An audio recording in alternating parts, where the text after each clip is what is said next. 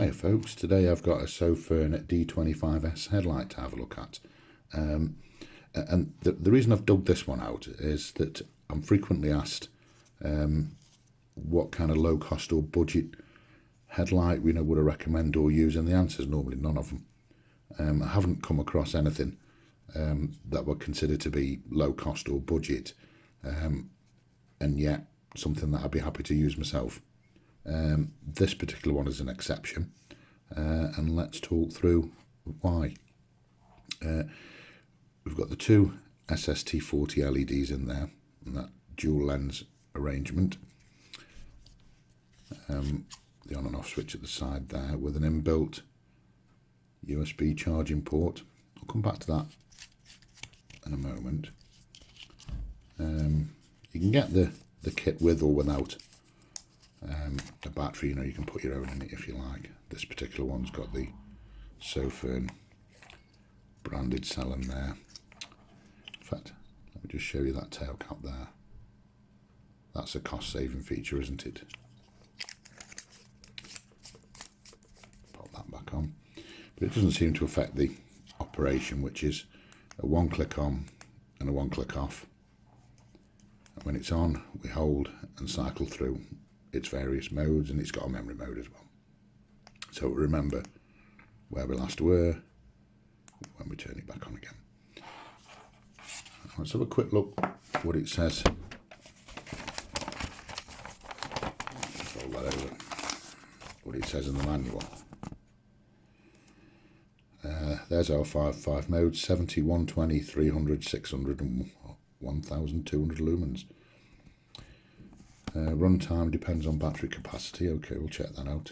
The rest is pretty standard, isn't it? Some basic operating instructions. The one thing I did notice there is that hang on, where is it? Remove the USB cable timely when it finishes charging. It doesn't say whether this particular headlight has got an overcharge protection circuit built in when we're using that port there. From that comment in the manual, I would suspect not, in which case I'd probably be inclined to use a protected cell with it. So I think what I'll do first is we'll get it powered up on turbo and see how long and how hot it holds. Hey folks, it doesn't actually tell us in the manual how long the turbo mode will last for, so that's what we're going to have a look at, and check the heat generated as well. And our starting temperature sort of 18 odd. So let me start my timer to turbo. Let's move that away. And there we go. Our lux meter's reading ambient of 135, 19 seconds. We'll leave that going and see what happens. Just approaching 2 minutes now. What's our temperature? 30 odd, so it's not gaining heat particularly quickly, and we haven't lost much on the power there. You wouldn't notice that, to be honest, in use. Let's leave it going.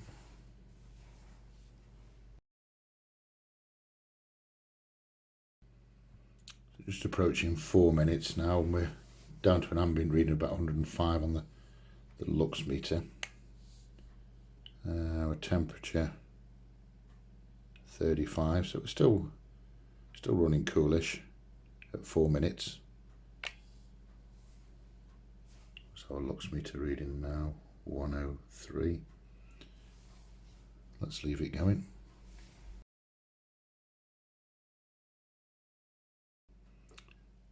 Just approaching 6 minutes in now, and our temperature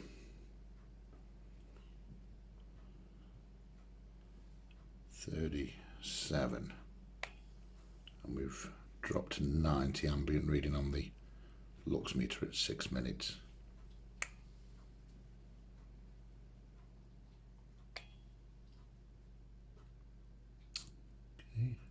6 minutes. Let's leave it going. Okay, so we're just over 7 minutes now, and you'll probably notice there, looking at the lux meter, it's now holding at that ambient reading, and our temperature 37.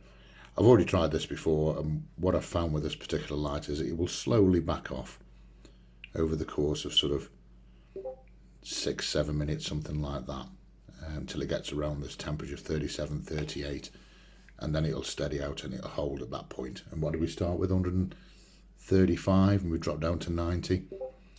So I think that's done pretty well, and the temperature is by no means getting ridiculous, is it? I mean, that's still, you know, relatively cool to the touch. Let's take him out and see what it can do outside. Hi folks, we've got the Sofirn on now at kind of close range, useful for in the tents, what have you. Hope this wind's not too bad. We jump up a level, just a little bit more distance onto that hedge line there, and then scroll all the way through to its turbo.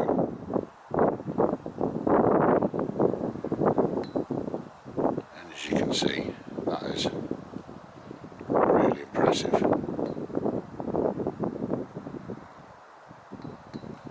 Just stop there and I'll scroll through the modes again.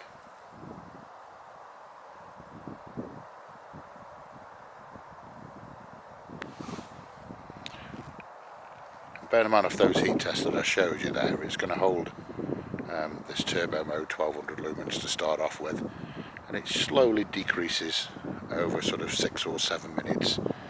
Loses what, about 25-30%, something like that, and it's not running hot at all. I suspect that it was heat. The step down is based on the heat. You saw when we were doing the test there, we were getting up to about, was it 36, 37, and it levelled out. So perhaps with it being colder tonight, it might get a little bit longer. I've also got here as well a more traditional headlight, shall we say. Let me move that one out the way. That's probably the kind of beam profile that we'd expect from a headlight. You know, very, very close. In fact, you know, very impressive close. Just not much on the distance. Whereas the Sofirn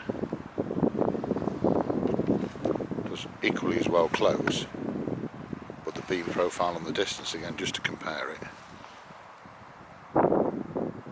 against a more traditionally designed headlight versus the Sofirn. And you don't get many headlights that do this, what we're seeing now, which is kind of a nice combination between very decent up close illumination and a little bit of, well, more than a little bit, a very impressive amount of throw on there as well. So I'll carry on having a walk around with it, and I'll see how it pans out heat wise. Quite a bit further on, folks, and I've had the light on turbo stuck on top of my head here the whole way. I haven't noticed any type of step down at all. I do suspect it's temperature related, and it's not blooming cold tonight. In fact, I feel it. Yeah, I can hardly feel it. It's a really, really cool running headlight, and as you can see, loads and loads of light.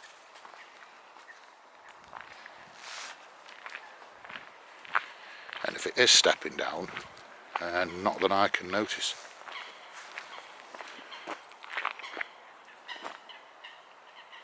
It's certainly not short of light. You know, some of these, I'm trying to think of the best way to explain it. Some of these kind of torches that you get, saw something in the distance there. You know, they put out a decent amount of power, and then they pack in after a few minutes. If they get too hot or they step down or what have you. Admittedly, not my favourite type of light. This one, when I was saying You know, I wouldn't normally use anything around this price, simply because they don't do what I want them to do, but this one is, and it's probably doing better than any of the headlights that I've got. And that one I just showed you earlier on, that one's about 5 times the price of this Sofirn. So I really don't think that you'll be disappointed with this light.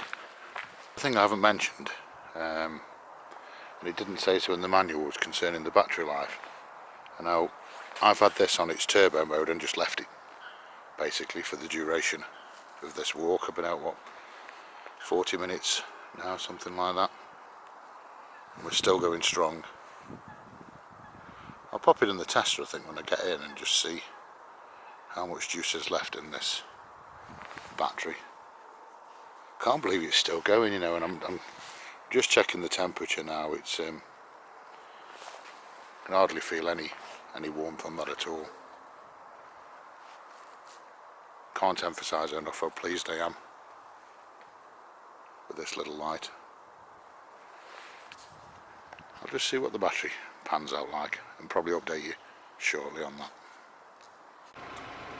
Back in the car, folks, just about to go home, and the blooming thing's still running. So I haven't switched it off, I've just wedged it there, as you can see. It is so cool, it's unbelievable.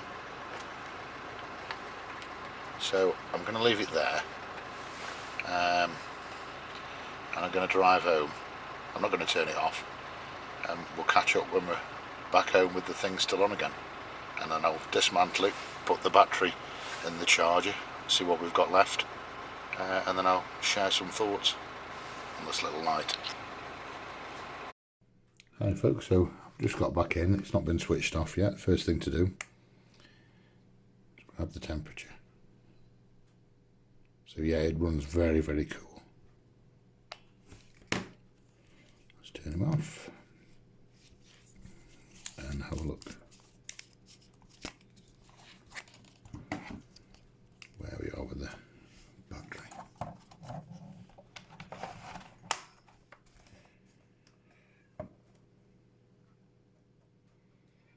About halfway down then. And what have I been out for now? 40 minutes, 50 minutes in total, and it's been on turbo all that while. I'm just struggling a little bit to work out this light, to be honest with you, and I can only think that it's down to these two SSTs 40s. 1200 lumens for 2 of them. You can drive a single SST 40 a lot harder than that. I'm guessing that what they're doing is driving them quite conservatively, hence we're not getting any particular heat issues, and hence it's able to hold its performance as long as it has, and achieving the run times that it has. I thought about 40 minutes, to be honest, and it will be conking out, and that's obviously not the case. There's quite a bit more juice still in there, and I think you've probably got the gist of me going on about it so far, how really pleased and impressed I am with this light. And I did mention I picked it up for $15. I mean, it's just an absolute... I feel like I've stolen it off them for that price. I'd happily pay double, triple that for this little light. It's certainly one of my favourites. And get yourself one, folks. You really won't be disappointed.